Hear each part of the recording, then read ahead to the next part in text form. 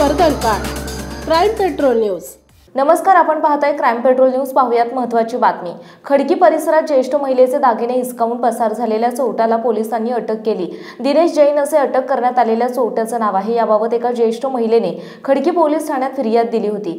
ज्येष्ठ महिला 28 मे रोजी खडकीतील एल्फिस्टन रस्त्यावरून निघाल्या होत्या.